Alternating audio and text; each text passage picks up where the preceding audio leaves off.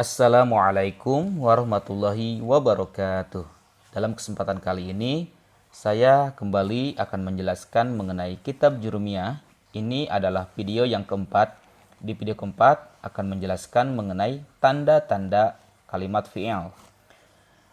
Wal fi'lu yu'rafu biqad wasini wasaufa wa ta'id ta'nisis sakinah. Wal fi'lu, fi'il itu yu'rafu, diketahui atau ada tandanya, biqad, dengan adanya atau melalui huruf qad, wasini, huruf sin, wasaufa, saufa, wa ta'i ta'nisis sakinati, dan tak tanis yang disukunkan. Jadi kalimat fi'il itu dapat dibedakan dari kalimat isim dan kalimat huruf, yaitu yang pertama dengan masuknya qad. Qad contohnya seperti pada kalimat di bawah ini. Qad aflahal mu'minun, qad yakumu zaidun.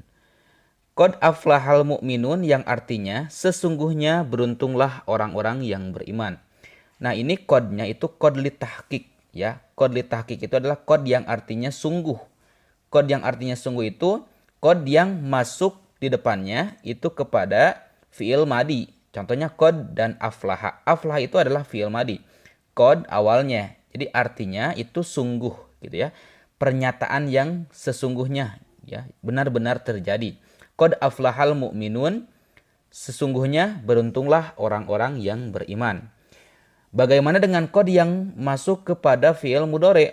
Contohnya qad yakumu zaidun, artinya kadang-kadang Zaid berdiri. Nah, kalau qad yang masuk kepada fi'il mudhari itu namanya qad li taklil, yang maknanya sedikit atau jarang atau kadang-kadang gitu ya. Jadi qad yakumu zaidun itu artinya kadang-kadang Zaid berdiri. Kemudian ciri fi'il yang kedua yaitu sin. Contohnya sayakulus sufaha'u. Nah, sayakulu, yakulu itu adalah fi'il mudhari. Di awalnya ada sin. Nah, ini adalah tanda fi'il. Sin, kemudian yang ketiga saufa. Sin dan saufa ini sama ya, sama masuknya kepada fi'il mudhari. Nah, kalau tadi mengenai qad itu bisa masuk kepada fi'il madi, bisa masuk kepada fi'il mudhari. Kalau sin dan saufa itu khusus masuk kepada fi'il mudhari. Nah, sin dan saufa itu maknanya adalah untuk menunjukkan mustakbal ya. Mustakbal itu adalah waktu yang akan datang. Seperti contohnya kita perhatikan sayakulus sufaha'u. Nah, ini mengenai sin masuk kepada fi'il mudhari. Arti dari sayakulus sufaha'u yaitu orang-orang yang kurang akalnya akan mengatakan. Nah, jadi sayakulu di sini ada bahasa atau ada kalimat akan mengatakan. Jadi kalau akan mengatakan ini adalah menunjukkan makna atau zaman ya yang akan datang atau zaman mustakbal. Tetapi zamannya itu zaman lil qarib atau zaman yang dekat ya, akan dilakukannya jaraknya jarak dekat, sekarang-sekarang gitu ya. Nah, kemudian yang saupa, ini yang saupa juga sama ya, masuk kepada fi'il mudhari. Saufa ta'lamun, artinya kamu sekalian kelak akan mengetahui. Nah, bedanya dengan sin yang tadi masuk kepada fi'il mudhari, kemudian saufa yang ini sama juga masuk kepada fi'il mudhari, itu memiliki makna yang berbeda. Nah, kalau saufa yaitu maknanya adalah menunjukkan waktu lil ba'id atau menunjukkan waktu yang jauh gitu ya. Jadi maksud jauh di sini adalah mereka akan merasakannya nanti gitu ya, ketika waktunya. Contohnya orang yang berada di dunia akan merasakan nanti di akhirat. Nah, berbeda dengan sin yang tadi ya, sayakulu, orang-orang yang kurang akalnya akan mengatakan. Nah, mengenai orang yang akan mengatakan berarti itu zamannya zaman dekat, waktu dekat. Mereka dalam waktu beberapa menit atau beberapa jam mungkin ya akan mengatakan gitu ya. Berbeda dengan lil ba'id. Kelak mereka akan mengetahui. Jadi ini ada waktunya, waktu mereka akan mengetahuinya nanti. Kalau di dunia berarti nanti di akhirat. Nah, seperti itu ya mengenai perbedaan antara sin dan saupa yang masuk kepada fi'il mudhari. Itu memiliki arti yang berbeda. Kalau sin itu maknanya adalah menunjukkan waktu lil qarib atau waktu dekat. Kalau saupa itu masuk pada fi'il mudhari menunjukkan mustakbal, tetapi ini lil ba'id gitu ya, waktu yang jauh. Kemudian mengenai ciri fi'il yang keempat yaitu tak tanis yang disukunkan. Contohnya ja'at halimatun. Kemudian qomat hindun. Nah, ini tak itu khusus kepada fi'il madi ya, fi'il madi.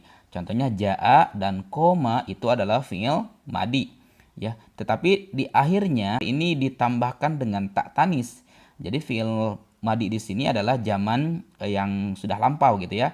Zaman yang sudah dilaksanakan atau sudah dilakukan. Ja'a karena ini menunjukkan fi'il madinya di depannya ada mu'annas, seperti contohnya halimatun, nama seseorang ya, tetapi nama seseorangnya adalah perempuan. Maka ja'a menjadi ja'at. Ja'at halimatu, halimah telah datang. Qomat hindun, hindun telah berdiri. Nah, jadi mengenai tak tanis itu khusus masuknya kepada fi'il madi. Ja'a jadi ja'at. Koma jadi komats. Nah, itu ya mengenai tak tanis. Atau boleh juga seperti contoh berikut ini. Qad qomatis sholah, sesungguhnya telah berdiri sholat. Atau tola'atis samsu, matahari telah terbit. Nah, di sini kita lihat komats dan tola'ats. Koma jadi komats. Kenapa bisa menjadi komats? Ya, ada taknya di akhir karena di depannya ada mu'annas. As-sholatu itu adalah kalimat mu'annas. Kemudian tola'a jadi tola'ats. Kenapa menjadi tola'ats? Karena di depannya, ya di depan fi'il madi itu ada as-samsu. As-samsu itu adalah termasuk kepada kalimat mu'annas gitu ya, kalimat mu'annas.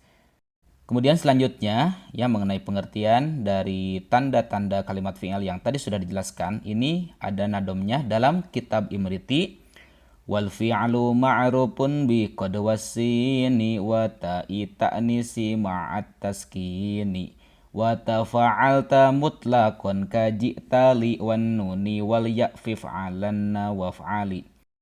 Tanda fi'il itu dapat diketahui dengan melalui huruf qad, huruf sin dan tak tanis yang disukunkan.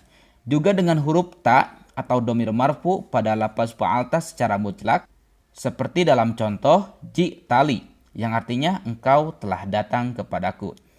Atau nun taukid pada lafaz if'alanna yang artinya kerjakanlah sungguh-sungguh.